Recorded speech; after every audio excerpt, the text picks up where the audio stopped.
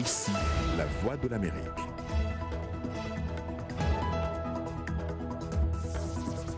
Madame, Monsieur, bonsoir. Bienvenue dans cette nouvelle édition de votre journal. On commence par les titres.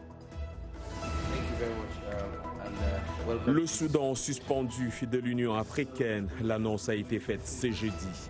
L'organisation exige la création d'une autorité civile de transition à Khartoum.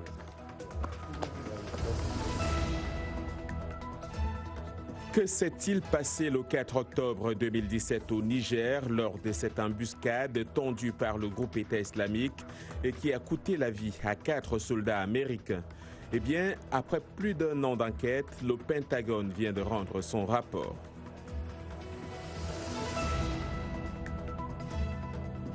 Et dans ce journal, nous parlerons d'un anniversaire, celui du débarquement en Normandie en France, survenu il y a 75 ans.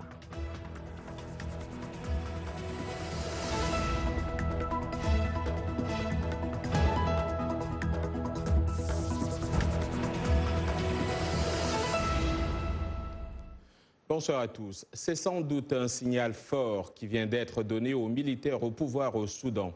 Après plusieurs avertissements, l'Union africaine a annoncé ce jeudi la suspension avec effet immédiat du Soudan de l'organisation panafricaine.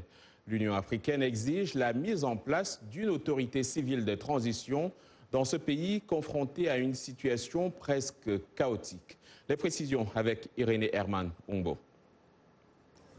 La République du Soudan ne participera plus officiellement aux activités de l'Union africaine. Ainsi en ont décidé les responsables de l'organisation régionale qui, depuis le début de la crise, plaident pour un transfert rapide du pouvoir aux civils. Si le Conseil militaire de transition ne cédait pas le pouvoir à une autorité de transition dirigée par les civils, le Conseil de paix et de sécurité imposerait automatiquement des mesures punitives aux personnes et entités faisant obstacle à l'établissement d'une autorité de transition dirigée par des civils. Début mai, l'Union africaine avait lancé cet ultimatum en donnant un nouveau délai de 60 jours aux militaires pour remettre le pouvoir aux civils. Les négociations entre la contestation et le Conseil militaire ont achoppé le 20 mai, chaque parti souhaitant prendre la tête de la transition prévue sur 3 ans. Selon un comité de médecins proches de la contestation, au moins 108 personnes ont été tuées et plus de 500 blessées en 3 jours, pour la plupart dans la dispersion brutale d'un sit-in devant le siège de l'armée lundi à Khartoum. Et, selon la même source, le bilan de cette répression pourrait encore grossir. Michel Joseph, plutôt, qui règne donc. Pour développer cette actualité, allons en France où se trouve Mohamed Nagui, directeur de la Tribune du Soudan. Mohamed Nagui, bonsoir et merci d'être avec nous. Bonsoir. Alors, que signifie cette suspension du Soudan par l'Union africaine et quelles pourraient être ses implications? En fait, comme ça a été dit, donc c'est donc la suspension avec effet immédiat de la participation du Soudan à toutes les activités de l'Union africaine. C'est-à-dire aussi l'isolement politique et bien sûr diplomatique. C'est d'abord régional, mais par la suite international. C'est-à-dire que ça ouvre les portes devant tous les malheurs pour le régime en place, enfin pour le Conseil militaire en tout cas. Et est-ce que l'Union africaine considère que ce qui se passe au Soudan en ce moment est un coup militaire, un coup d'État militaire? Mais bien sûr, c'est-à-dire que ça a été déjà censé être le cas depuis la décision de 11 avril. De 14 avril, quand ils sont réunis, ils ont pris cette décision, ils ont demandé aux militaires de rendre le pouvoir aux civils dans 2 semaines. Et après, c'est avec l'intervention du président de l'Union africaine, le président Abdel Fattah al-Sisi. Donc, on a fait une réunion entière, on a demandé 3 mois, mais le Conseil de paix et de la sécurité a décidé de leur donner 60 jours. Or, avec ce qui est arrivé à Khartoum le matin de 3 juin, c'est-à-dire le massacre, c'est juste dire, enfin en tout cas la tuerie qui a été perpétré par les milices de forces de soutien rapide. Donc c'est ça au fait qui a provoqué cette réunion, c'est-à-dire on devait attendre jusqu'au 30 juin. Mais avec ce qui est arrivé le matin de lundi 3 mai, donc ça a précipité les choses et les gens se sont dit mais là il faut se réveiller les gars, on est en train de voir quelque chose qui risque de faire un remake, j'allais dire une répétition de ce qui est arrivé au Darfour. Alors, ce sont les mêmes miliciens ceci dit, qui commettaient des atrocités là-bas, qui sont en train de faire ça à Khartoum. Ceci dit, sur le terrain, les tensions persistent entre militaires et mouvements de la contestation. Comment voyez-vous la suite des choses, ou plutôt, comment résoudre cette crise selon vous? En fait, l'idéal, c'est que les militaires rendent le pouvoir, c'est tout, aux civils, et cela est un dit où, comme vous l'avez dit tout à l'heure, il cherchait à prendre le contrôle de la période de transition. C'est-à-dire, comment on vous demande de rendre le pouvoir aux civils, vous venez de dire, ouais, il faudrait que c'est moi qui dirige ça. Ça ne peut pas être le cas, en tout cas. Et là, franchement, on attend demain l'arrivée du Premier ministre éthiopien à Khartoum, parce que la résolution, enfin la décision même du Conseil de la Sécurité lui a demandé d'entreprendre une médiation. On veut d'amener les militaires à appliquer cette décision. Sinon, après, il y aura des mesures punitives, comme il a été dit. Donc, on attend ce que demain les militaires vont dire. Tout à fait. Voilà. Merci. Mohamed Nadji, je vous remercie. Donc, je rappelle que vous êtes directeur de la Tribune du Soudan et vous êtes basé en France. Au Tchad, 2 responsables d'un important groupe rebelle ont été condamnés ce jeudi à la prison à vie par la cour d'appel de N'Djamena, réunie en session criminelle spéciale pour participation à des mouvements insurrectionnels. Il s'agit de Hassan Boulmaé, président du CCMSR, le Conseil de commandement militaire pour le salut de la République, et Ahmad Yacoub Adam, porte-parole de ce groupe.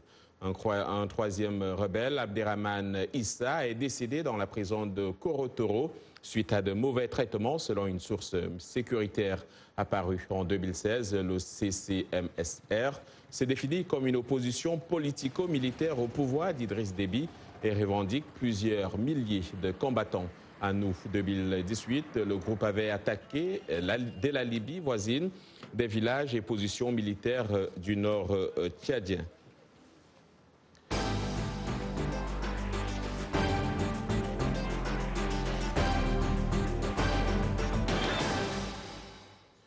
Le secrétaire d'État américain à la Défense par intérim, Patrick Shanahan, a officiellement accepté les résultats d'une enquête sur l'embuscade tendue contre les soldats américains au Niger. C'était le 4 octobre 2017. Cette attaque avait fait 8 morts, 4 soldats nigériens et 4 chez les Américains. Claire Borangibourg. C'est par un bref communiqué que Patrick Shanahan s'est déclaré satisfait que toutes les conclusions, les récompenses et les actions de responsabilité soient approfondies et appropriées. Fin de citation. Le 4 octobre 2017, des militaires des forces spéciales américaines et des soldats nigériens tombent dans un guet-apens près du village de Tongo-Tongo, à environ 200 km au nord de Niamey. Les soldats avaient été attaqués par des combattants affiliés au groupe État islamique, équipés d'armes automatiques, de grenades et de mitrailleuses. Arrivés au Niger depuis quelques semaines, les militaires américains étaient en mission pour former l'armée nigérienne et lui fournir une assistance dans la lutte antiterroriste. Mais au moment de son déploiement, seule la moitié de l'unité avait eu un entraînement collectif. Le rapport final de l'enquête américaine sur cette embuscade, publié en mai 2018, avait aussi démontré une supervision insuffisante et révélé un manque d'équipement approprié. L'enquête avait aussi souligné que les forces de Daesh étaient 3 fois plus nombreuses. Les assaillants n'ont battu en retraite que grâce à l'intervention d'avions de chasse de l'armée française. Le secrétaire d'État américain à la Défense a précisé que la principale préoccupation du Pentagone au cours de l'enquête concernait les familles des personnes décédées. Il a ajouté que le département avait pris des mesures correctives dans des domaines tels que la formation, la gestion des risques, la discipline de terrain et le leadership. Ajoutons à propos du Niger que les États-Unis s'engagent à offrir un peu plus de 21 millions de dollars pour ces efforts dans le cadre du G5 Sahel. Il a été procédé ce matin à la réception d'une partie de cet appui. Il s'agit de matériel qui comprend des camions-citernes pour le transport de carburant et de l'eau, des systèmes de navigation GPS, des conteneurs de carburant, des tentes militaires, de l'équipement individuel, des soldats pour améliorer donc la sécurité le long des frontières avec le Mali et le Burkina Faso, des pays qui font face aux organisations extrémistes. Commémoration du 75e anniversaire du D-Day, le jour J du débarquement allié en Normandie. C'était le 6 juillet 1944 à Colville-sur-Mer, en Normandie, ce jeudi. La France et les États-Unis ont célébré à l'unisson ce tournant décisif de la Seconde Guerre mondiale, mettant en sourdine leurs divergences sur des sujets tels que l'Iran ou encore le changement climatique. Vétérans, nous savons ce que nous vous devons, la liberté, a lancé en anglais le président français Emmanuel Macron aux anciens combattants réunis au cimetière américain d'Omaha Beach. Vous êtes la fierté de notre nation, a affirmé à son tour le président Donald Trump. Il y a donc 75 ans, des milliers de soldats américains s'apprêtaient à prendre part au jour J lorsque les forces alliées parties de Grande-Bretagne ont franchi la Manche pour débarquer sur les plages de Normandie en France sous l'occupation allemande.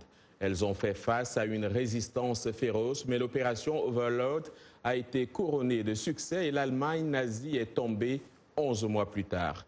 Plusieurs anciens combattants du jour J sont retournés en Normandie pour cet anniversaire.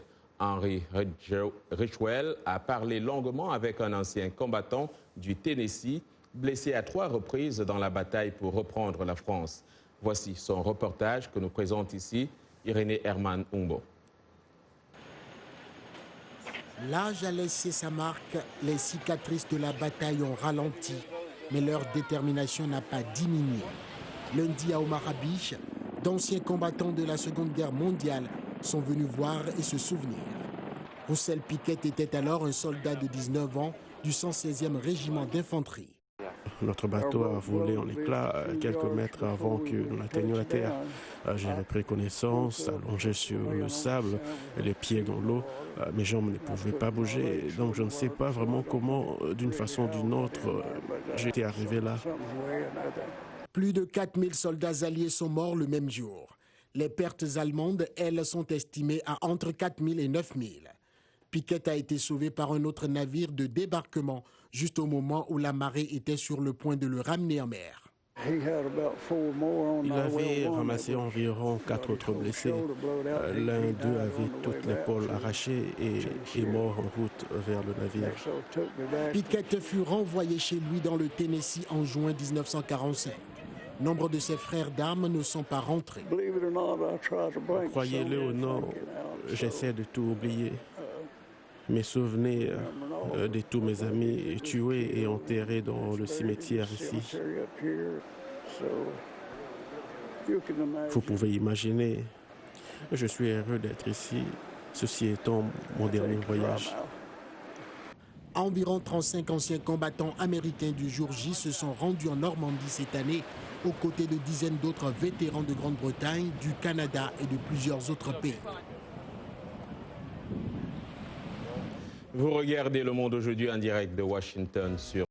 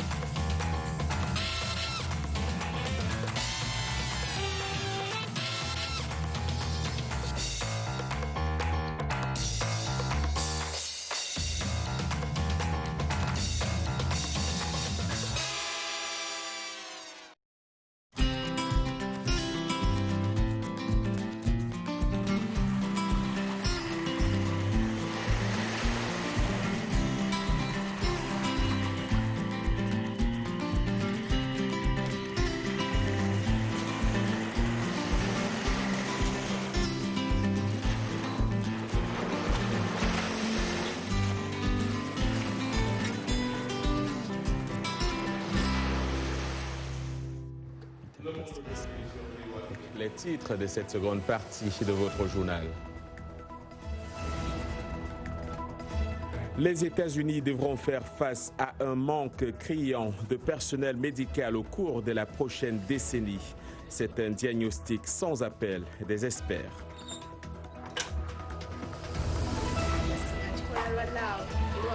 Et nous irons à Kampala à la rencontre de Aïcha Bahati, une coiffeuse ougandaise qui, malgré son handicap visuel, a décidé de poursuivre sa passion pour la coiffure.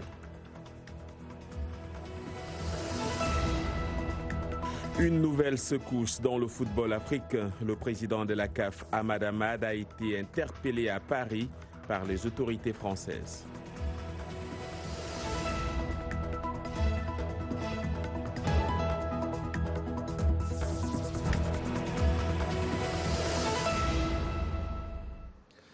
Les États-Unis seront confrontés à un manque criant de professionnels de la santé au cours de la prochaine décennie, dont 120 000 médecins d'ici 2030, selon les données de l'Association médicale américaine. Avec une population et une main-d'œuvre américaine vieillissante, les médecins et les infirmières d'origine étrangère jouent un rôle croissant dans le secteur de la santé, en particulier dans les zones rurales où ce manque se fait le plus ressentir. Mais comme nous explique Ramon Taylor, leur aide ne suffira peut-être pas à mettre fin à la crise. Le récit est de Salwa Jafari. Dans les régions rurales des États-Unis, le vieillissement de la population pose un problème réel, l'accès aux soins médicaux. À Danville, en Pennsylvanie, un district d'environ 4600 habitants, l'hôpital le plus proche est à 1 heure de route. Ce centre médical dit avoir besoin de travailleurs non autochtones pour maintenir son quota optimal d'infirmiers patients. Comme de nombreux hôpitaux du pays, Geisinger est confronté à une population vieillissante et franchement à une main-d'œuvre vieillissante. Nous devons donc nous pencher sur notre main-d'œuvre de demain et sur son avenir. Ainsi, l'hôpital se tourne vers des infirmiers et des infirmières d'origine étrangère, tels que Emoy Drummond. Ce n'est pas facile de déménager avec 2 filles, loin de la famille. Habituellement, on souhaite se rapprocher de la famille, mais j'ai tenté ma chance. Selon une étude réalisée par New American Economy, près de 15% des infirmiers et 23% des auxiliaires de santé sont des immigrés. Mais avec plus de 1,3 million de postes vacants dans le secteur de la santé prévus au cours de la prochaine décennie, les hôpitaux veulent accélérer les recrutements. Si vous regardez les zones urbaines, il y a plus de 200 médecins pour 100 000 habitants. Mais si vous regardez les comtés ruraux, le nombre de médecins est beaucoup moins important, environ 82 pour 100 000 habitants. Le 16 mai dernier, le président Trump a annoncé un nouveau plan d'immigration fondé sur le mérite. Mais on ignore si ces changements auront un impact sur le personnel soignant. Comme Geisinger, l'hôpital Championsburg s'appuie sur des travailleurs non autochtones. Environ la moitié de ces médecins sont des diplômés étrangers. Lors de nos entretiens, nous n'avions pas trouvé suffisamment de diplômés américains. D'une certaine manière, ils n'aiment pas les petites villes. Donc, sur 10 diplômés, par exemple, un seul va être intéressé. La VOA s'est entretenue avec 10 médecins nés à l'étranger à Championsburg.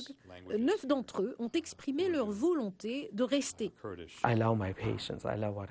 J'aime bien mes patients, j'aime ce que je fais à Championsburg. Et la plupart des médecins, une fois qu'ils ont commencé à travailler quelque part et qu'ils ont tissé des liens avec leurs propres patients, il leur est difficile de changer de région. Les médecins indiens, comme le docteur Tarupati, font face à une longue attente pour obtenir leur permis de résidence. Il espère que son engagement envers la ville qu'il a adoptée ne sera pas pris pour acquis. Et retrouvons Yacouba Ouedraogo pour parler de sport. Yacouba, on commence par cette affaire qui concerne Ahmad Ahmad. Bonsoir, de quoi s'agit-il ? Bonsoir John et bonsoir à vous, amis sportifs. John, le président de la CAF, Ahmad Ahmad, a été entendu par les autorités françaises Le journal Jeune Afrique évoque une interpellation en rapport avec la rupture unilatérale d'un contrat entre la CAF et l'équipementier allemand Puma. La FIFA dit prendre note des événements présumés concernant M. Ahmad pour des allégations liées à son mandat de président de la CAF. La Fédération internationale soutient ne pas connaître les détails de cette enquête, mais demande aux autorités françaises toute information qui pourrait intéresser son comité d'éthique, entendez par là la justice interne du football mondial. Le président de la CAF est présent à Paris dans le cadre du congrès électif de la FIFA qui s'est tenu hier dans la capitale française. Décidément, l'image du foot africain a pris un sérieux coup en 48 heures. Je vous disais hier, la CAF a décidé de faire rejouer la finale retour de la Ligue des Champions. Ce match entre l'Espérance sportive de Tunis et le Wydad de Casablanca sera disputé sur terrain neutre et après la CAN qui débute dans 2 semaines. Cette décision de l'instance africaine fait suite à la polémique née d'une panne de la VAR lors de la rencontre à Radès en Tunisie. Mais la CAF a plutôt évoqué des conditions de jeu et de sécurité pour justifier sa décision qui satisfait les Marocains mais qui scandalise les Tunisiens. Suivez. La CAF a tranché en faveur des Marocains qui, vendredi dernier, se sont retirés en plein match pour protester contre la panne de l'assistance à l'arbitrage vidéo. Celle-ci aurait pu permettre de leur valider un but refusé par l'arbitre. En plus de cette condition de jeu liée à la VAR, l'instance africaine a tablé sa décision sur les conditions de sécurité qu'elle estime non réunies lors de ce match retour, d'où sa décision de faire rejouer le match hors de la Tunisie, une issue qui réjouit certains Marocains, même si d'autres s'attendaient à mieux. Une partie des Wydadis jusqu'au boutistes estimaient que cette décision n'était pas entièrement satisfaisante, qu'il fallait recourir au TAS, qu'il fallait gagner le match sur tapis vert. Une grande majorité s'estime satisfaite, elle estime que justice a été rendue. Il y a une énorme satisfaction, non seulement chez les supporters Wydadis, mais chez beaucoup de Marocains. Le forfait du WAC, dans des conditions rocambolesques marquées par des échauffourées et de longues discussions entre dirigeants, avait permis aux Tunisiens de célébrer le titre devant leur public à Radès pendant 5 jours seulement. Retournement des situations, les espérantistes doivent rendre le trophée et les médailles qu'ils avaient déjà reçues. À Tunis, au quartier général du club, les supporters crient au scandale. Au début, le Wydad a dit que c'était la VAR. Et après la VAR, c'est devenu une autre histoire. Une histoire de sécurité, je ne sais pas quoi. Il y a des choses qui ne sont pas claires. Pas de certitude non plus sur le lieu et la date de ce match à reprendre après la CAN 2019 en Égypte. Rien n'est cependant perdu pour l'Espérance de Tunis, la CAF ayant validé le résultat de 1-1 au match aller, joué au Maroc. Un match nul vierge suffirait donc aux Tunisiens pour reprendre le trophée. Coup dur pour le Brésil et son ancien capitaine. Neymar est forfait pour la Copa América. La superstar du Paris Saint-Germain, visée par une accusation de viol qu'il nie, a fait état de son indisponibilité pour la Copa América chez lui au Brésil. Neymar, sorti en cours du match amical contre le Qatar 2-0 hier à Brasilia, souffre d'une rupture ligamentaire au niveau de la cheville droite. Il a déjà raté près de 3 mois de compétition après s'être blessé au pied droit, le même qui a subi une opération en 2017. Fin mai, le sélectionneur Tite lui a retiré le brassard de capitaine de la Seleção après qu'il a frappé un spectateur au visage lors de la finale perdue de la Coupe de France. Et pour finir, nous parlons de basketball. En NBA, Toronto est à 2 victoires de son premier titre. Les Raptors mènent 2 victoires à 1 dans la finale 2019 après avoir surclassé 123-109. Golden State, décimé par les blessures, déjà privé de Kevin Durant. Depuis un mois, les Warriors ont enregistré le forfait de dernière minute de Klay Thompson. Leur meneur, Stephen Curry, s'est pourtant démené avec 47 points, son nouveau record personnel en play-off. Mais Lauri et le Congolais Serge Ibaka, avec 6 contre, ont définitivement écœuré les Warriors. Ces derniers peuvent cependant rectifier le tir dès demain avec le retour de Thompson et peut-être celui de Durant, leur meilleur marqueur attendu comme sauveur. Au revoir. Merci Yacouba. Ils sont plus d'1 milliard de personnes dans le monde à vivre avec une forme de déficience visuelle. Dans leur quotidien, certains déficients visuels sont souvent obligés de mendier pour subvenir à leurs besoins. Mais d'autres arrivent à relever le défi de leur handicap et gagner leur vie. C'est le cas de Aïcha Bahati, une coiffeuse ougandaise qui vit à Kampala. Claire Morin-Gibour nous raconte son histoire.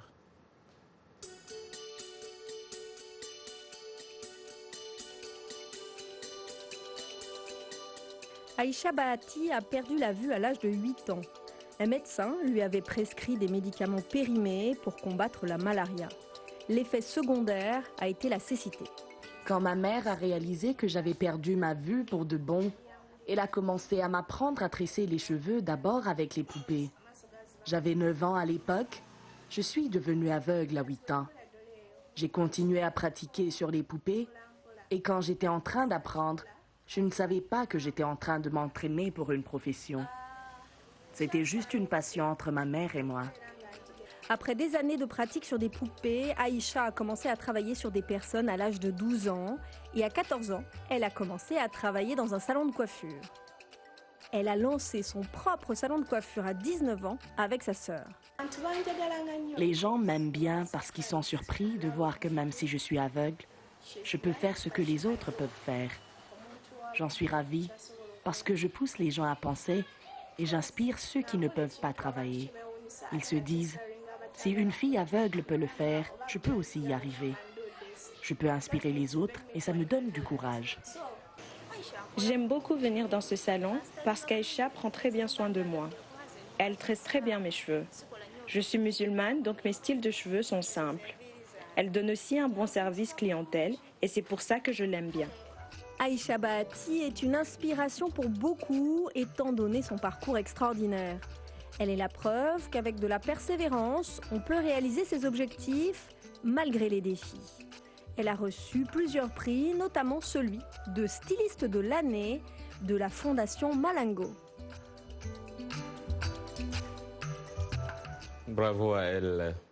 Du 75e anniversaire du débarquement en Normandie, reparlons-en, mais cette fois vu du ciel avec des parachutistes, parmi lesquels Tom Rice, ancien combattant américain âgé de 97 ans, qui ont donc sauté de l'avion au-dessus de la campagne normande, en hommage aux soldats qui ont participé au débarquement allié en Normandie le 6 juin 1944. Après son saut, Tom Rice s'est dit satisfait. « Je me sens bien, je monterai et referai tout ça », a-t-il ajouté. Lorsque Rice a sauté en 1944, il y a 75 ans, il faisait partie de la 101e division aéroportée de l'armée américaine. Il avait alors, comme hier, atterri en toute sécurité, malgré le fait qu'il se soit pris à la sortie et qu'une balle ait touché son parachute. Il a appelé le saut de 1944 le pire saut qu'il ait jamais fait. Et c'est avec cette histoire et dans les cieux qu'on se sépare. C'est la fin de ce journal. Merci à toute l'équipe qui l'a préparé et à vous de l'avoir suivi. Demain est un autre